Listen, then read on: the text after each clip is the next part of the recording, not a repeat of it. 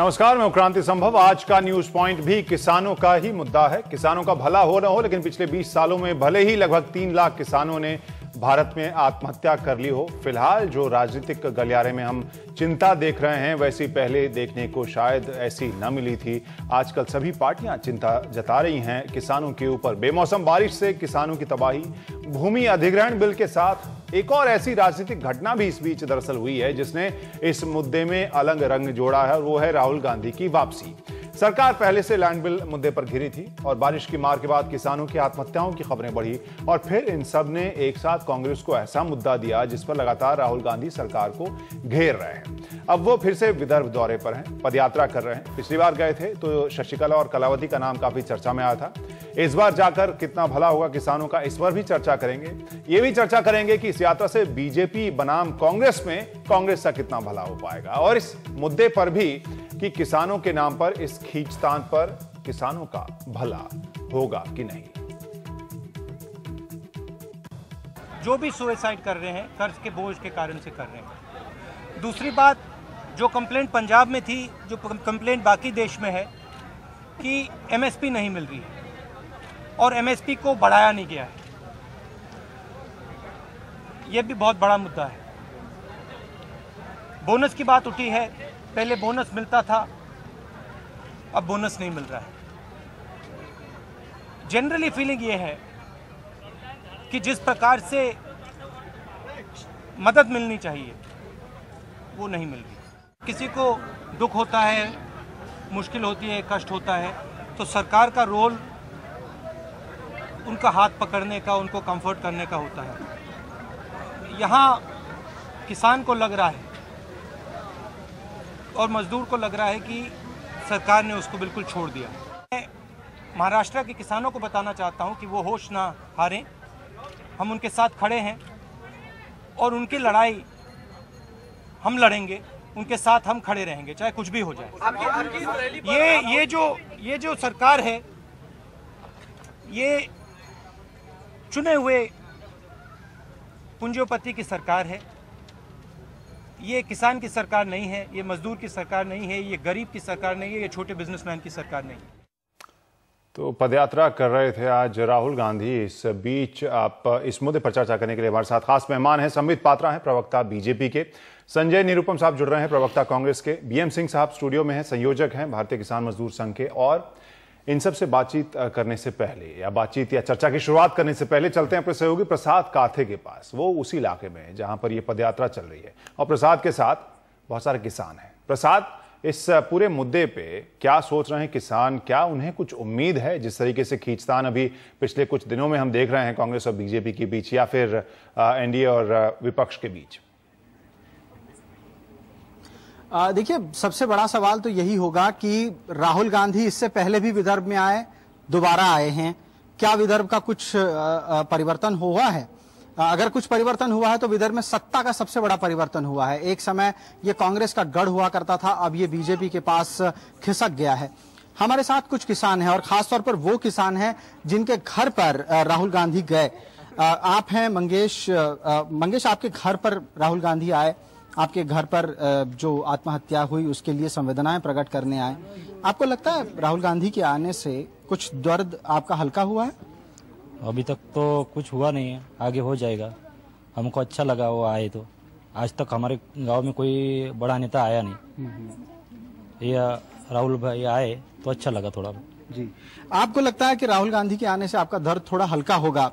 आप भी इनके परिवार से हैं, आपके घर में भी एक आत्महत्या हुई है। बड़ा दुखद होता है जब घर का कोई ऐसा फैसला करता है। ये बताएं, क्या उस घटना के बाद आज तक राज्य सरकार की तरफ से कोई मदद आप तक पहुंची है, और जो पहुंची है वो काफी है? जी हाँ, 1 लाख रुपए मिले हैं, 30,000 नकदी मिले, 70,000 रुपए 6 साल बाद मिलेंगे। तो अभी फिलहाल उतनी मदद मिले, उसके बाद कोई मदद नहीं मिली। आपकी उम्मीद क्या है? दरअसल थोड़ा सा विस्तार से बताएं कि नुकसान आपका किस चीज का हुआ, कितना हुआ, और कितनी मदद मिलनी चाहिए? नुकसान तो बहुत हुआ, लेकिन क्या अभी उनको बताने। क्या लगाया था आपने, क्या बोया था? मैं सोयाबीन और तुअर जी। वो तो कम से कम 15,000 रुपये खर्चा है एकड़ का, और सोयाबीन हुआ 50 किलो। बोले तो एकड़ में जी। तो ओलाबारी की वजह से काफी नुकसान हुआ? हाँ, ओलाबारी से तो नहीं हुआ, लेकिन जब बारिश नहीं आई, सोयाबीन बोआ था, बाद में जब वो फल जाती ना उसको, उसके बाद पानी नहीं आया, ऊपर से बारिश नहीं हुई। यानी विदर्भ का एक जो कॉमन मुद्दा है सिंचाई का, सिंचाई का पानी ना खेतों तक पहुंचने से कई सारे खेती में किसान की मेहनत खत्म होती जा रही है।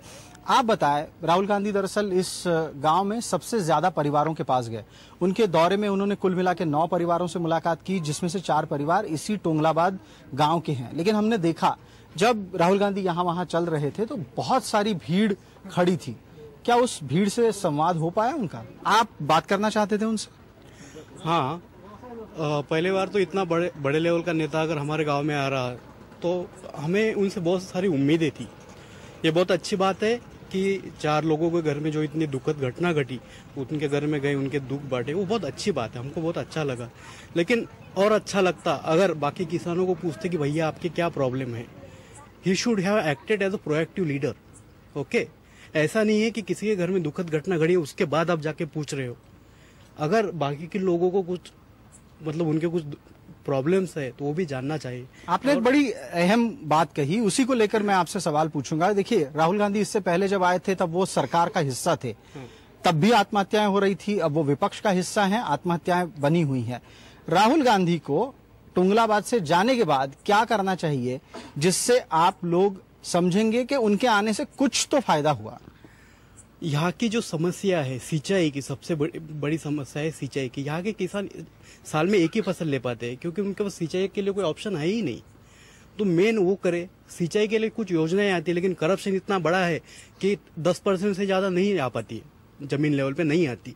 तो वो दूसरा मुद्दा है। ये अगर बड़े मुद्दों पे अगर दिल से अगर काम करे तो हो सकता है हमारे यहाँ पे भी खुशहाली हो, हरियाली हो चारों तरफ और सबका विकास हो। जी, एक अहम मुद्दा यहाँ पर उठा है जिस पर गौर करना बहुत जरूरी है, जो आप आने वाले समय में आपके डिस्कशन में भी करेंगे कि सिर्फ दौरे से काम नहीं चलने वाला, दौरे के साथ दौरे के बाद क्या करना है, इसका एक खाका इसी दौरे में बनना चाहिए और उस पर अमल होना चाहिए। प्रसाद, संक्षेप में एक और चीज समझना चाहेंगे इससे पहले कि मैं बाकी मेहमानों के पास जाऊं। आपने जिस बात का भी जिक्र किया था यूपीए के वक्त में और एनडीए के वक्त में या बीजेपी के वक्त में, क्या ग्राउंड लेवल पे जो आम लोग हैं या किसान हैं उनमें कुछ महसूस हो रहा है, कुछ अंतर आया है? क्योंकि जैसा हम सब जानते हैं आत्महत्याएं पहले भी हो रही थी और अभी भी हो रही हैं। देखिए, अलग अलग स्तर पर इसका जवाब है। सबसे पहला अगर जवाब कुछ दिया जाए संक्षेप में तो ये है, इससे पहले कर्ज माफी हुई और वो कर्ज माफी का सीधा पैसा जिला बैंकों में चला गया। जिला बैंक कांग्रेस और एनसीपी के नेताओं के कब्जे में थी, किसान को उसका सीधा लाभ नहीं मिला। अब कर्ज माफी हुई है, उसका पैसा साहूकारों को चला है, अब भी किसान के हाथ में सीधे उसका कोई लाभ नहीं पहुंचा। जो स्ट्रक्चर बना है कर्जा उठाने का, सरकारें उन्हें अपने वोट बैंक के हिसाब से जवाब ढूंढ रही है, एक बात। दूसरी बात, अगर किसान को कुछ नया देना है तो वर्तमान सरकार ये कह रही है कि वो सीधे उसके बैंक अकाउंट में पैसा जमा करेगी, जो कि इससे पहले सरकारें डीडी, चेक ऐसे जरिए से पैसे पहुंचाती थी।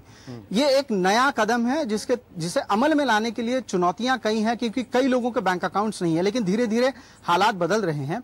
अगर ये सक्सेसफुल हो जाता है तो सीधे पैसा किसान के खाते में पहुंच जाएगा। तीसरी सबसे अहम बात, महाराष्ट्र सरकार का यह फैसला है कि कितना भी नुकसान हो, कम से कम 1000 रुपए का नुकसान का मुआवजा हर किसान को मिलेगा। इससे पहले जिस तरीके से आंकड़े कई बार बहुत ही विनोद के स्वरूप में, जोक के स्वरूप में आते थे, 17 रुपए 80 रुपए मिल गए, वो अब नहीं होगा। ऐसे फैसले लिए गए हैं, ये एक बदलाव देखा गया है। शुक्रिया प्रसाद, इस सभी जानकारी के लिए। प्रसाद काथे टोंगलाबाद अमरावती में थे, जहां के 4 परिवारों से राहुल गांधी मिले। लेकिन सवाल वही उठता है कि राहुल गांधी की इस मुलाकात के बाद इन किसानों का वाकई असल भला होगा कि नहीं, क्योंकि यहाँ लोग तो भले ही खुश थे कि हाँ इतने बड़े नेता, कांग्रेस उपाध्यक्ष उनसे मिलने आए थे, पहले भी आए थे। हमारे साथ मेहमान लगातार बने हुए हैं। अब सीधे चलते हैं संजय निरुपम साहब के पास। संजय जी, यहाँ इस दौरे से किसानों का ज्यादा फायदा होगा या आपको लगता है राहुल गांधी की वापसी में ज्यादा बढ़िया मदद मिलेगी, कांग्रेस का बेहतर फायदा होगा? इसके बारे में आप क्या कहेंगे?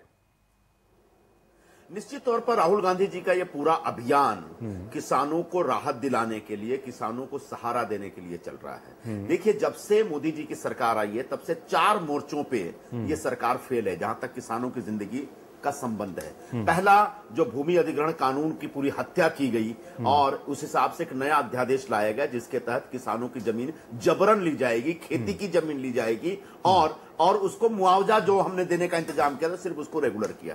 दूसरा, जो एक प्राकृतिक आपदा आई है उसमें उनको मुआवजा नहीं मिल रहा। तीसरा, जो न्यूनतम समर्थन मूल्य का जो विषय था, इन्होंने वादा किया था कि 50% बढ़ा के देंगे, प्रॉफिट मार्जिन बढ़ा के देंगे। आज तक एक पैसा नहीं बढ़ा है। ऊपर से जो बोनस राज्य सरकारें देती थी वो बोनस न दे, इस प्रकार का निर्देश केंद्र सरकार ने दिया। और चौथा बड़ा मुद्दा यह है, खासकर महाराष्ट्र के संदर्भ में, जब से बीजेपी शिवसेना की सरकार यहां पर आई है तब से आत्महत्याओं का दौर बहुत तेज हुआ है। हमारे जमाने में भी आत्महत्याएं होती थी, लेकिन तब सरकार ख्याल रखती थी। खुद राहुल गांधी जी अमरावती विदर्भ गए थे, हमारे प्रधानमंत्री 3 दिन के दौरे पे गए थे। यही सवाल है यहाँ संजय जी कि जब पहले भी जा चुके थे और आप ही की सरकार रही है, शिवसेना बीजेपी की एक बार रही थी, हालत तब भी वही थी, उसके बाद भी कुछ नहीं कर पाए थे, तो फिर आखिर क्या आपको लगता है कि कितना इंटेंट जो है इसके पीछे, जो मंशा है वो कितनी साफ है? केवल राजनीति के अलावा तो और कुछ मंशा दिखती नहीं, क्योंकि आपके राज में भी किसानों की हालत वही थी।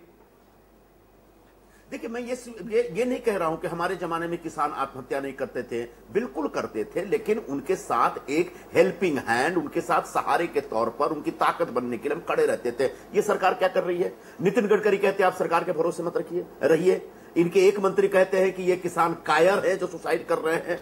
किसानों के संदर्भ में विदर्भ के एमपी बीजेपी के क्या कह रहे हैं? तो कहीं ना कहीं किसान अकेला महसूस कर रहा है, छला हुआ महसूस कर रहा है और सरकार के बारे में ऐसी अवधारणा बन के आ रही है कि यह सरकार किसान विरोधी है। तो ऐसे में राहुल गांधी जी किसानों के बीच जाकर के उनके दुखों को बांट रहे हैं और सरकार का ध्यान आकर्षित करने की कोशिश कर रहे हैं। तो आप कृपया करके इसमें कांग्रेस पार्टी और कांग्रेस की राजनीति देखने के बजाय किसानों को कैसे राहत मिले इसके लिए कांग्रेस पार्टी की चिंता। लेकिन आप ही की सहयोगी पार्टी के मंत्री जब थे महाराष्ट्र में, तब उन्होंने क्या बयान दिया था वो फिलहाल हम नहीं कहेंगे, लेकिन हम उनका भी रुख वही था जो अभी हम बीजेपी के नेताओं विरोध किया था। नहीं, वो जो बयान थे वो तब भी विरोध किया था, आज भी विरोध कर रहे हैं। उन्होंने अपना बयान वापस ले लिया था। नहीं, वही है, तो यहां पर भी उसकी आलोचना जो एक बीजेपी के बाकी नेता तो कर ही रहे, लेकिन हम उस पर अभी चर्चा नहीं करेंगे। हम चलते हैं संबित जी के पास। संबित जी, राहुल गांधी ने लगता है कि एक ऐसे मुद्दे पर बीजेपी सरकार को घेरा है कि बहुत सारे, या एनडीए सरकार को घेरा है कि बहुत से आपके मंत्री अब बिजी हैं कि राहुल गांधी के बयानों का ही जवाब दिया जाए। आपको लग रहा है कि थोड़े पसोपेश में डाल दिया एनडीए को राहुल गांधी ने? देखिए क्रांति, मैं ये कहना चाहूंगा कि पहली बात तो है, आपके रिपोर्टर ने जो अभी रिपोर्टिंग की अमरावती से, वो वाकई एक आई ओपनर था और बहुत सारे तथ्यों को उन्होंने लोगों के सामने रखा है। मैं तो उनका धन्यवाद करना चाहूंगा कि ग्राउंड रिपोर्टिंग किस प्रकार से, कैसे पहले नहीं होता था और क्या होता है, ये अब हम जान गए हैं। दूसरी बात है, राहुल गांधी को छोड़ते हैं, हमें राहुल गांधी से मतलब नहीं है। मैं बहुत तथ्य लेके आया हूं। मैं चाहता हूं कि आपके चैनल के माध्यम से क्या नहीं हुआ था, हमने क्या किया है, इसको मैं आपसे शेयर करूं। नंबर 1, किस प्रकार यूपीए के रजीम में जब 10 वर्ष का सरकार यहां था और 15 वर्ष का वहां था महाराष्ट्र में, तो इरिगेशन स्कैम के बारे में डिस्कशन हुआ, ये हम सबने देखा। मगर जैसे ही देवेंद्र फडणवीस जी मुख्यमंत्री बने, वो खुद विदर्भ एरिया से हैं, उन्होंने एक परियोजना आरंभ की है, जल युक्त सीवर अभियान में। देवेंद्र फडणवीस जी का कहना है कि मेन प्रॉब्लम जो विदर्भ में है वो है इरिगेशन का, और अभी आपके ग्राउंड रिपोर्टिंग से भी यही उभर के आया कि इतने वर्षों में हम इरिगेशन को सुधार नहीं पाए और इसी कारण से किसान जो है वो आत्महत्या कर रहा है। बजट क्या सैंक्शन किया? अभी तक जिस इरिगेशन के लिए बहुत कम बजट सैंक्शन हुआ था, 34,500 करोड़ रुपीस बजट सैंक्शन हुआ। ड्राई लैंड मिशन के लिए 2000 करोड़, सोलार पंप, हर जगह सोलार पंप लगा दिया जाएगा। बिजली नहीं पहुंचती है तो सोलार पंप के माध्यम से किसानों के जमीन पे पानी पहुंचे, इसका ध्यान रखा गया है। माइक्रो इरिगेशन 5000 करोड़ रुपए। और देखिए, देवेंद्र फडणवीस जी ने यह प्रतिज्ञा किया है कि 5000 गांव तक, विदर्भ के 5000 गांव तक जो 6 जिलों में है, वहां तक इरिगेशन स्कीम पहुंच जाएगा 5 वर्षों के अंदर, और 19,000 गांव जो पूरे मिला के महाराष्ट्र में है, उनके इरिगेशन जब इतना कर रही है एनडीए सरकार या बीजेपी सरकार, तो फिर क्यों इतना तिलमिला गई आपकी पार्टी जब राहुल गांधी इस तरह से आपको का सरकार या कॉर्पोरेट का सरकार बताया? क्रांति जी, मैं तिलमिला रहा हूं, मैं केवल तथ्यों के आधार पर जो पेपर लेके आया हूं, हम नहीं कर रहे हैं, केवल तथ्यों के आधार पर बताऊंगा। राहुल गांधी क्या पदयात्रा करते हैं, इससे हमें कोई मतलब नहीं है। सदन में जिस तरह की चर्चा सुनी है या जो भी बातचीत सुनी, राहुल गांधी के एक बयान पर 3 जवाबी बयान आ जाते, इसलिए हमने पूछा कि आखिर क्या, जब आप कह रहे हैं कि किसानों के लिए इतना कर रही है सरकार, तो फिर आखिर इतनी समस्या क्या है? राहुल गांधी कैसे उनको, आपकी सरकार को ऐसे घेर रहे हैं? नहीं, राहुल गांधी घेर नहीं रहे हैं, राहुल गांधी खुद घिरे हुए हैं और उस घेरे से निकलने के लिए वो इस प्रकार का पूरा प्रयोजन कर रहे हैं। मगर सरकार को भी ये मौका होता है कि इसी माध्यम से जो जो काम सरकार ने वाकई बहुत छोटे से अरसे में किया है उस काम को दुनिया के सामने और हिंदुस्तान के किसानों के सामने रखे। आप मुझे मौका देंगे तो मैं एक एक वो पॉइंट गिनाऊंगा जो कि आज तक यूपीए की सरकार ने मुझे पता नहीं क्यों नहीं किया था। जी जी निरुपम जी। अच्छा, सबसे पहली बात, आपके जो ग्राउंड रिपोर्ट की बात हो रही, जो रिपोर्टर कह रहे थे कि मुख्यमंत्री ने घोषणा की है कि कम से कम 1000 रुपए प्रत्येक किसानों को मिले। ये किसान जो सुसाइड कर रहे हैं, इनके 2 लाख से लेकर 10 लाख रुपए तक के कर्ज हैं। अभी तक किसी को भी मुआवजा नहीं मिला। जिनके ऊपर लाखों रुपए का कर्ज, उसको आप 1000 रुपए दे रहे हैं। अभी समृद्ध भाई एक पंचवर्षीय योजना की बात कर रहे हैं। पंचवर्षीय योजना 5 साल में पूरी होगी। फौरी राहत के नाम पर कुछ भी नहीं है। जो बाकी सारी स्कीम बताई वो सारी कागजी स्कीम है। नहीं सर, इस तरह के दावे और प्रतिदावे तो लगातार चलते रहे। बीएम सिंह जी, आपसे हम जानना चाहेंगे, यहाँ पर दोनों दावे, दोनों पार्टियों के दावे हम जो सालों से वही है। पूरी बात हो जाती है। अभी देखिए बड़ा सीधा है, कांग्रेस का कहना है, आपको पास आएंगे सर, पहले एक बार इनसे। कांग्रेस का कहना है हमने इतना बड़ा काम किया था पहले, इसलिए लोगों ने मुझे निकाल दिया। बीजेपी का आज कहना है कि हमने ये कर दिया और आत्महत्या लोग करे जा रहे हैं, पता नहीं क्यों करे जा रहे हैं, हमें मालूम नहीं है हकीकत क्या है। पहले तो राहुल गांधी की बात करें। राहुल गांधी वहां गए हैं, संवेदना प्रकट करने गए हैं, बड़ा अच्छा है। लोग मरे हैं, उनके पास जाना चाहिए। अगर राहुल गांधी वहां जाके मालूम करने गए हैं कि दिक्कत क्या थी, 10 साल में आपको दिक्कत मालूम नहीं चली पहले? अगर राहुल गांधी वहां पर गए हैं मालूम करने के लिए कि इसका इलाज क्या है, जब आपकी सरकार थी उस समय पूरे देश में जब लोग मर रहे थे उसका आप हल नहीं ढूंढ पाए। आज तो आपकी सरकार नहीं है, आज आप हल कहां से ढूंढ लोगे? आज क्या है कि ध्यान आकर्षण करने की बात हो रही है। जो फोकस आज किसान पे होना चाहिए था वो पूरा फोकस कहीं ना कहीं डाइवर्ट हो रहा है। इसका फायदा पूरा बीजेपी को मिल रहा है। आज बीजेपी ने क्या किया है, बीजेपी ने भी किसान को, हम लोगों ने सबने मिलकर किसानों ने बीजेपी को वोट किया था। आज हमारा धान आधे रेट पर गया, हमारा गन्ना 2-2 साल की पेमेंट नहीं हो रही है। हर चीज के अंदर अब ब्लैंक बिल की बात आ रही है, एक गर्दन पे एक तलवार आ गई है और आज किसान इतना बर्बाद हो गया है। उसके बाद में सुनने में आता है कोई उसको तिनके का सहारा चाहिए। आज उसको तिनके का सहारा देने वाला कोई नहीं है। उसके ऊपर राजनीति करने के लिए हमने 10 साल में किया, हमने 1 साल में किया, हमने जो वाजपेयी जी के समय किया, यही चल रहा है। अरे सोचने की बात यह है कि आज 15 साल में आपके खुद के आंकड़े कहते हैं कि 2,70,000 किसान 3 साल पहले पार्लियामेंट में आपने कहा था, और आप भी मरते जा रहे हैं। तो आज आपको देखना है, चिंतन करना है, अपनी बात छोड़ दो, जनता देखेगी आपको कि कांग्रेस ने क्या किया, भाजपा ने क्या किया। आप आज किसान को बचाने की बात करो। आज किसान को कैसे बचाओगे आप? किसान का सबसे बड़ा काम है, संपित पात्रा जी से मैंने काफी बारी कहा है चैनल डिस्कशन के ऊपर, सबसे बड़ा काम आज है जो लोन किसान ने लिया था वो बोझ उसके ऊपर है। क्रॉप लोन लिया था, जब तक वो वापस नहीं करेगा तब तक क्रॉप लोन उसको अगला नहीं मिलेगा। अगला क्रॉप लोन नहीं मिलेगा उसको तो अगली फसल नहीं बो पाएगा, अगली फसल नहीं बो पाएगा, उसकी उम्मीद खत्म हो जाएगी, वो फिर और आत्महत्या करेगा। जितनी आत्महत्या आज हो गई हैं आप देखोगे 1 साल में और ज्यादा बढ़ेंगी। अगर आपने क्रॉप लोन माफ नहीं किया, उसका इंटरेस्ट माफ नहीं किया, अगर माफ नहीं कर सकते उसको टर्म लोन के अंदर उसको आप जो है कन्वर्ट करिए 7 साल के लिए, 5 साल के लिए, कि किसान को थोड़ी राहत मिले। मैं एक चीज आपसे जरूर कहना चाहूंगा आपको, राहुल जी गए हैं, पंजाब गए हैं, महाराष्ट्र गए हैं, उनकी मेडन स्पीच पे वापस आइए पार्लियामेंट के ऊपर। मेडन स्पीच उनकी थी गन्ना किसानों पे, आपको याद होगा 2009 के ऊपर, जब मेरी ही पिटीशन पे सुप्रीम कोर्ट ने कहा था 517 करोड़ रुपया जो राज्य की सरकार थी वो मिल मालिकों के साथ मिलकर उनके मार रही थी, उसके उन्होंने कहा था कि ये गलत हो रहा है। आज उत्तर प्रदेश में गन्ना किसान, हजारों किसान बर्बाद हो गए हैं और दर्जनों किसान आत्महत्या कर चुके हैं। मवाना तहसील मेरठ के अंदर सबसे खुशहाल तहसील थी, वहां पर 5 गन्ना किसान पिछले 1 महीने में मर गए हैं। किसी के पास 50 किलोमीटर जाने की किसी फुर्सत नहीं है। केवल ये देखने की बात है कि आज मैं कहता हूं, दोनों को कहता हूं आज, कि आप किसान को छोड़ो। आप बीजेपी को आज वोट दिया है, आप अपना काम करो, कांग्रेस अपना बटोरो जो आपने पहले काम किया है। आप बाद में कंपेयर करना जब इलेक्शन आएंगे। आज किसान को एक जो स्पेस जो किसान की है उस स्पेस को इन्फ्रिंज मत करो, उस स्पेस को लेने की बात मत करो। आज उसको तिनके का सहारा चाहिए, उसको बर्बाद करने की बात मत करो आज।